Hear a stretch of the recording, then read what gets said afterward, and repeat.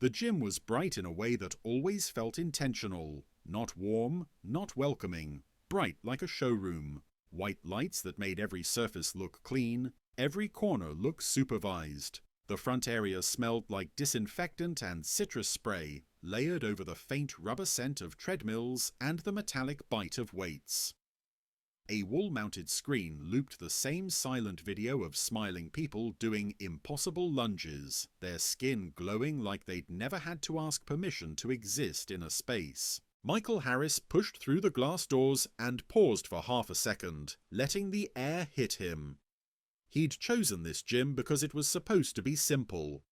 A place to lift, sweat, and leave. No drama, no extra. But lately, simple had started to feel like something other people got as a default.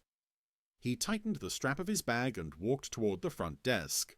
Behind the counter stood a white woman in a fitted gym uniform, black polo, sleek ponytail, name tag clipped near her shoulder, Sophie. She looked up and smiled automatically, the kind of smile that was polite but didn't commit to kindness. "Hi, checking in?" Michael nodded. "Yeah, Michael Harris." Sophie's fingers moved over the keyboard. Click, click, click. She glanced up, then back down, then up again. Her smile faded into something more cautious. She said. Michael waited. He'd learned how to wait in rooms like this. Waiting was safer than filling the silence with emotion people could misunderstand on purpose. Sophie typed again, slower. Then she clicked into another screen. "I'm not seeing an active membership," she said. Michael blinked. "What?"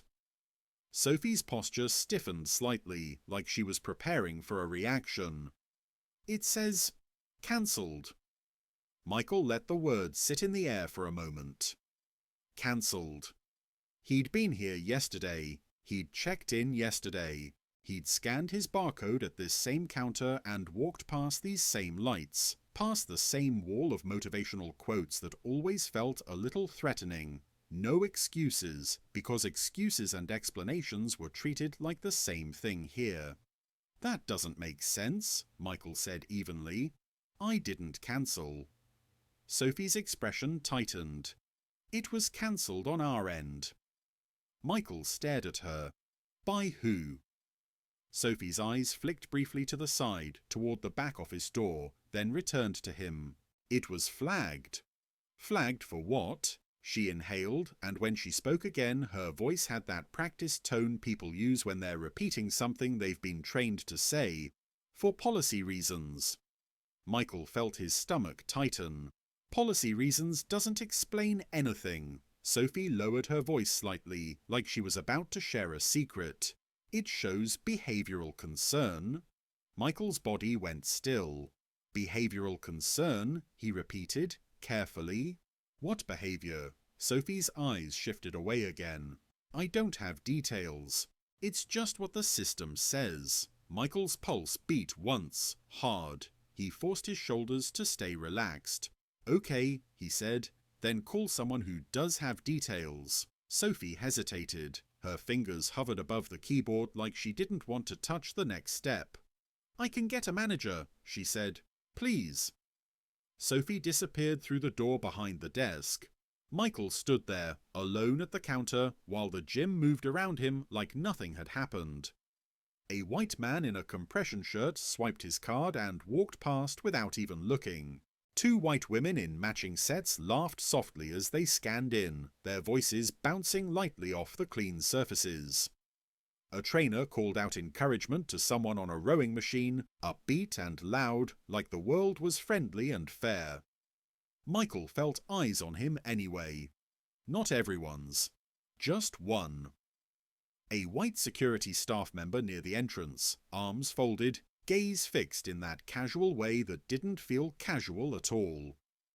Michael didn't look away. He didn't want to give the man the satisfaction of watching him shrink. He set his bag down by his feet and opened his phone. He didn't come unprepared anymore, not since he'd learned that paperwork and screenshots were sometimes the only language institutions respected. He pulled up his bank statement where the monthly gym fee had posted 2 weeks ago. He pulled up his membership email with the contract attached. PDF, signed digitally the day he joined. He still remembered that day, the tour, the pitch, the premium access, the promise of community. He remembered how the staff had been warm at first, smiling big, offering him a shaker bottle like a welcome gift. Welcome gifts always came with conditions nobody said out loud. The back office door opened. A white man stepped out with Sophie, mid-30s, broad shoulders, tight haircut, the kind of person whose authority came from standing like he owned the floor. His name tag read, Ryan, Assistant Manager. Ryan approached with a neutral expression that carried impatience underneath. "Michael Harris?" Ryan asked. Michael nodded. "Yes." Ryan leaned forward slightly, resting his hands on the counter in a way that felt like a barrier. "There's an issue with your membership." Michael's voice stayed calm. "I heard. Sophie said it was cancelled by policy. I didn't cancel it. I want to know why." Ryan's eyes narrowed. "We have a zero-tolerance policy for certain behaviours." Michael stared at him. "What behaviours?" Ryan's gaze flicked over Michael's face like he was searching for confirmation of something he already believed. "We received a report," Ryan said. "A report from who?" Ryan's jaw tightened. "That's confidential." Michael nodded slowly, letting the pattern reveal itself. "Okay," he said. "Then tell me what the report claims I did." Ryan's tone stayed flat. "It was reported that you made other members feel unsafe." Michael's chest tightened, but his voice stayed steady. "Unsafe," he repeated. "How? When? Where?" Ryan shrugged as if the details were optional. "Aggressive attitude, confrontational." Michael held Ryan's gaze, unblinking. "I come here, I work out, I leave," Michael said. "I don't talk to people unless they talk to me. I'm not aggressive. I've never threatened anyone. So I'm asking again, what exactly is the accusation?" Ryan's expression hardened. "Sir, you don't need to argue. The decision is final." Michael felt heat rise, but he kept it controlled. "I'm not arguing," he said. "I'm requesting due process."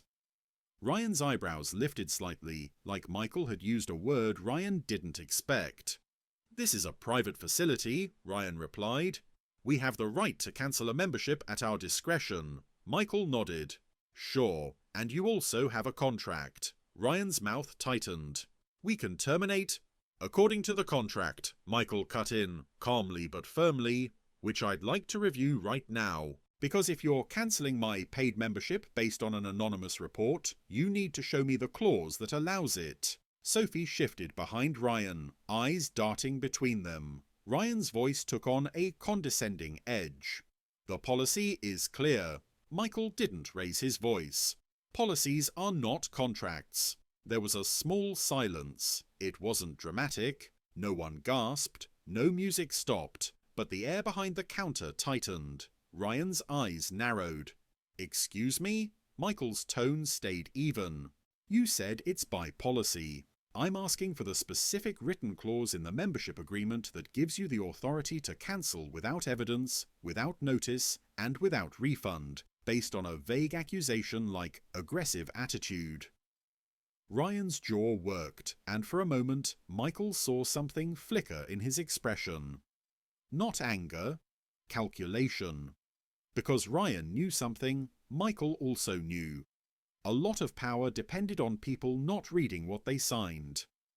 Ryan straightened. "Look, I don't have to debate wording with you." Michael nodded. "Then we don't have to debate. We can read."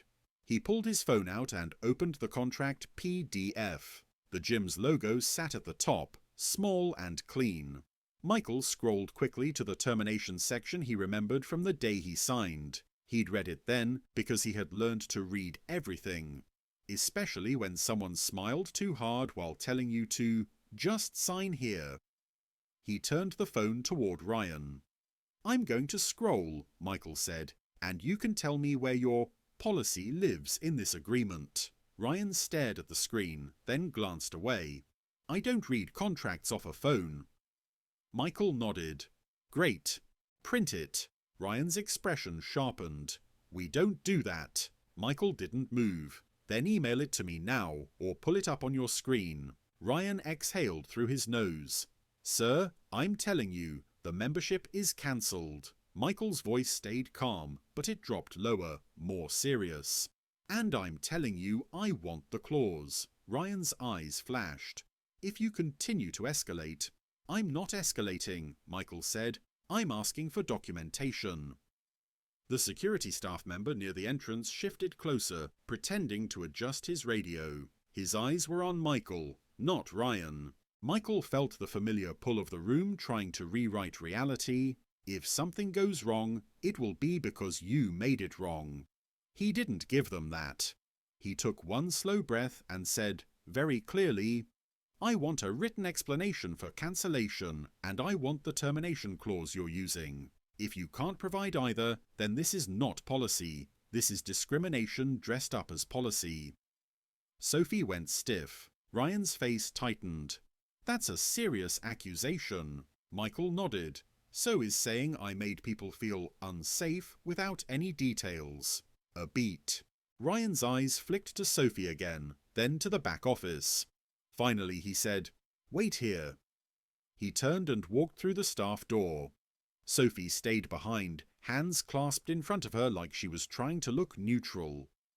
Michael stood at the counter, phone still in his hand, contract open like a flashlight pointed into a dark corner. He could feel eyes on him now, more than before. A white man stretching near the lobby area glanced over twice. A woman filling her water bottle slowed, then looked away. The security staff member stood a little too close. Michael's heart beat steady. He'd been in rooms like this, where people assumed your presence was a problem and your insistence was a threat, but he'd also learned something over time. Sometimes the most powerful thing you can do is stay calm long enough for their story to fall apart. Ryan returned with a printed sheet, not the whole contract, just one page. He held it like evidence. He slapped it down on the counter, then pointed at a paragraph near the middle. Here, he said. Right there, we can terminate if a member violates our code of conduct. Michael looked at the page. The paragraph was dense, full of corporate language, but Michael's eyes moved quickly. He read it once, then again. Then he looked up at Ryan. This says you can terminate after written notice, Michael said, and it says the member must be given an opportunity to respond. Ryan frowned. That's not. Michael kept reading, calm and precise. And it says termination is for specific violations, harassment, threats, physical intimidation, vandalism. Not someone felt unsafe because of your attitude. Ryan's expression shifted. Sophie's eyes widened slightly. Michael turned the page slightly so he could read the next line. And it says if you terminate without cause, you refund the remaining balance. Ryan's mouth opened, then closed. Michael looked up again, voice quiet but unmistakably firm. So, which is it? He asked. Do you have written notice? Do you have a documented violation? Or are you cancelling without cause, meaning you owe me a refund? The silence behind the counter felt heavy now. Ryan's face went tight, like a man realizing he'd grabbed the wrong lever and pulled too hard.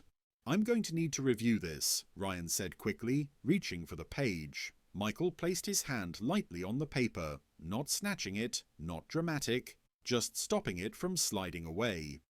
Please don't, Michael said calmly. I'd like a copy. Ryan's eyes flicked to the security guard, then back to Michael. Sophie swallowed. We can print another.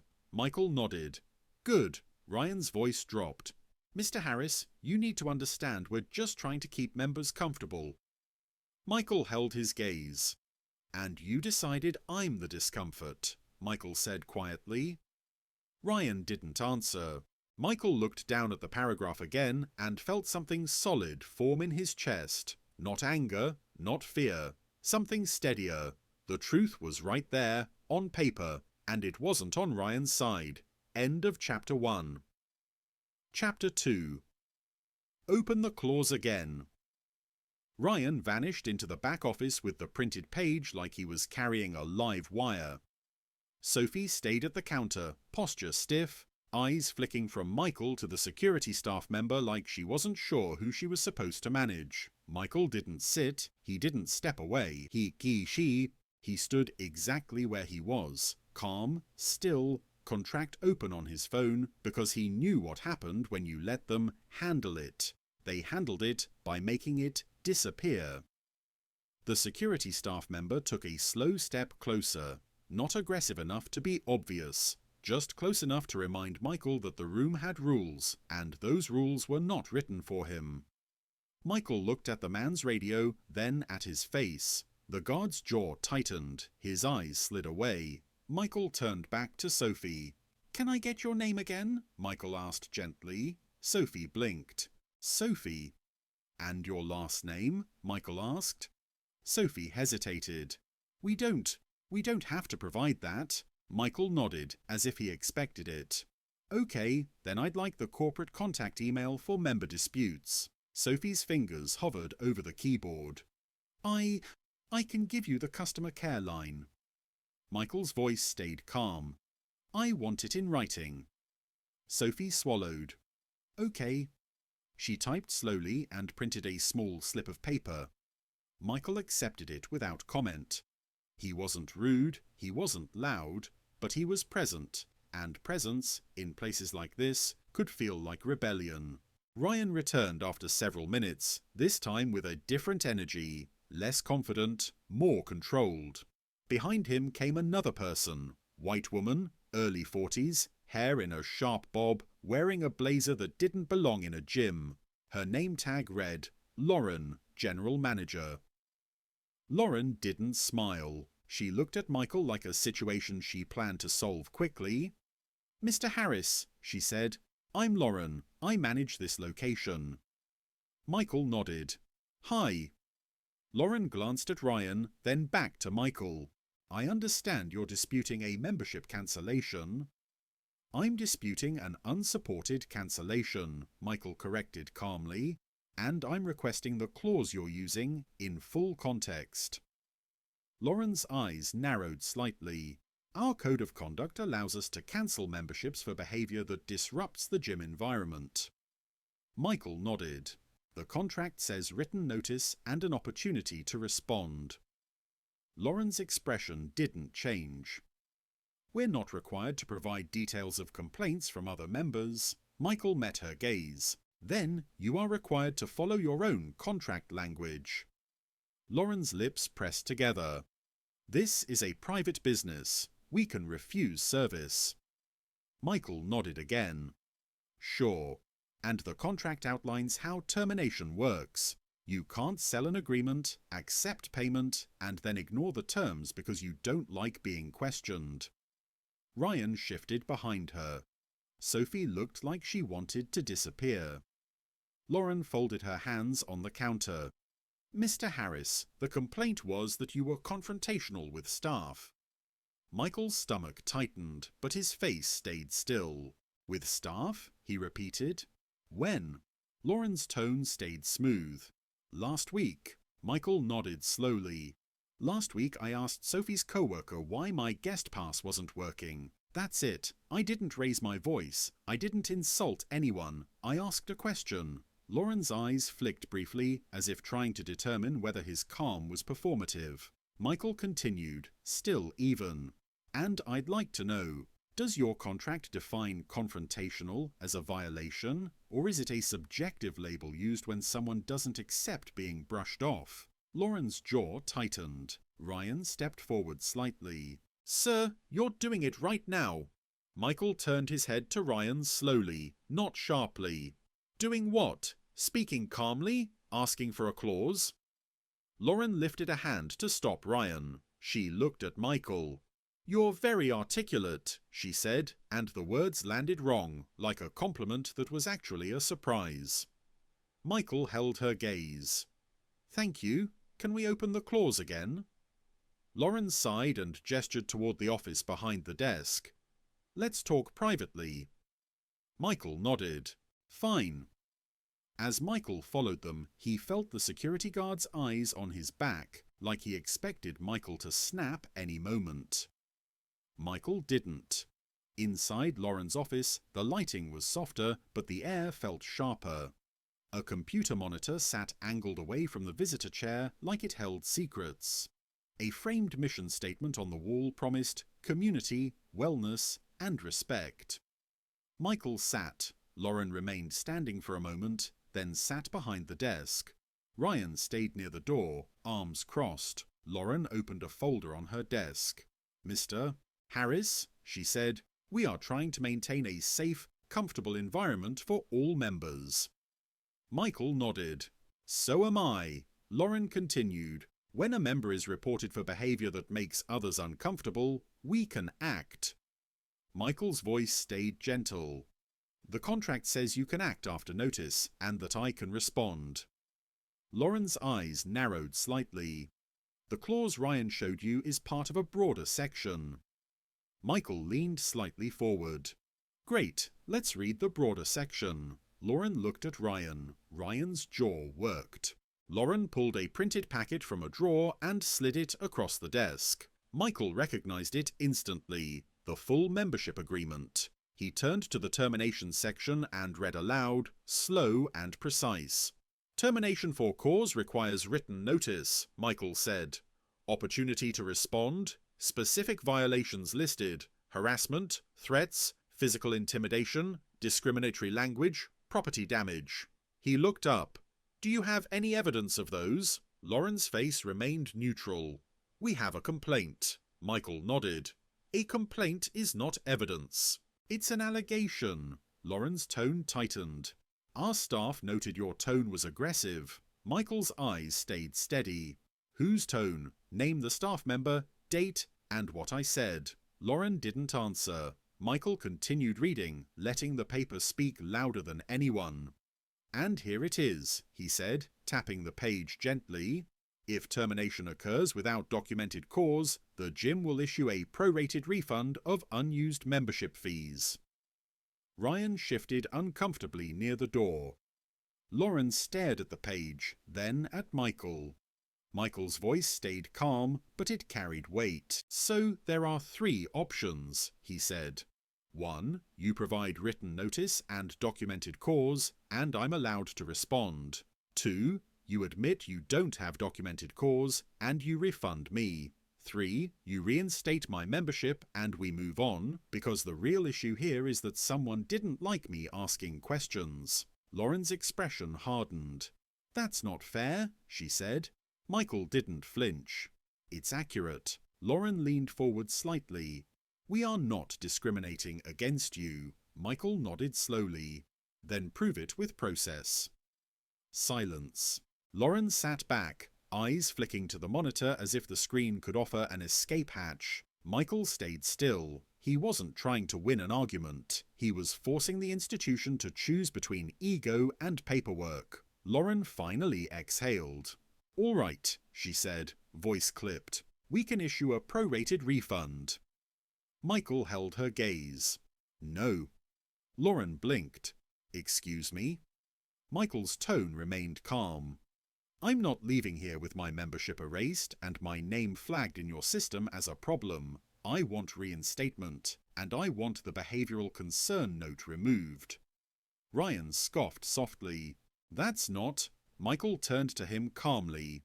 "It's absolutely possible. You added it. You can remove it." Lauren's lips pressed together. "We don't typically remove internal notes." Michael nodded. "Then I want a written record of what the note says, because it affects my ability to access a service I paid for. If you won't remove it, I want it documented so you can be held accountable for it." Lauren stared at him, and for the first time her face showed something beneath authority. Concern, not for Michael, for the consequences. She glanced at Ryan again. Ryan looked away. Lauren reached for the keyboard, typed something, then stopped. "Mr. Harris," she said slowly, "we can reinstate your membership on a probationary basis." Michael's eyes narrowed slightly. "Probation for what?" Lauren's tone tightened. "For ensuring future compliance." Michael's voice stayed even. "I've complied. The probation implies guilt. I'm not agreeing to that." Lauren's jaw tightened. Michael continued, gentle but unmovable. Here's what I'm agreeing to. Reinstatement with no probation, removal of the flag, and a written apology acknowledging the cancellation was improper under the contract. Ryan laughed under his breath like it was absurd. Michael didn't look at him. Lauren stared at Michael for a long moment, then looked down at the printed agreement again. The clause didn't care about pride. The clause didn't care about comfort. The clause was a mirror. Lauren swallowed, then nodded once, stiffly. Fine, she said. We will reinstate the membership, we will remove the internal flag, and we will credit your account for the days you were unable to access the facility. Michael nodded. In writing, Lauren's eyes tightened, but she typed. A printer hummed. She slid a short letter across the desk. It wasn't poetic, it wasn't heartfelt, but it was real. Michael read it carefully. Membership reinstated, internal note removed, account credited. He looked up. Thank you. Lauren's expression remained controlled.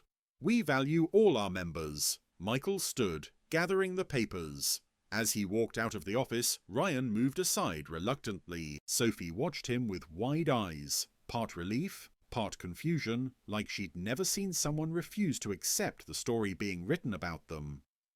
At the counter, Sophie scanned his membership again. A green checkmark flashed on the screen. Okay, she said softly. You're active. Michael nodded once. He walked through the gates into the gym floor. The treadmills rolled, the weights clanged, the trainers shouted encouragement. The world was the same as it had been 10 minutes ago. But Michael was different. Not because he'd won, because he'd insisted on being treated like someone the rules applied to. He walked toward the locker room, shoulders steady, breathing calm. And behind him, at the front desk, the system that had tried to erase him now had to record something else. That he'd read the clause, that he'd held the line, and that he did not disappear when told, politely, to disappear. End.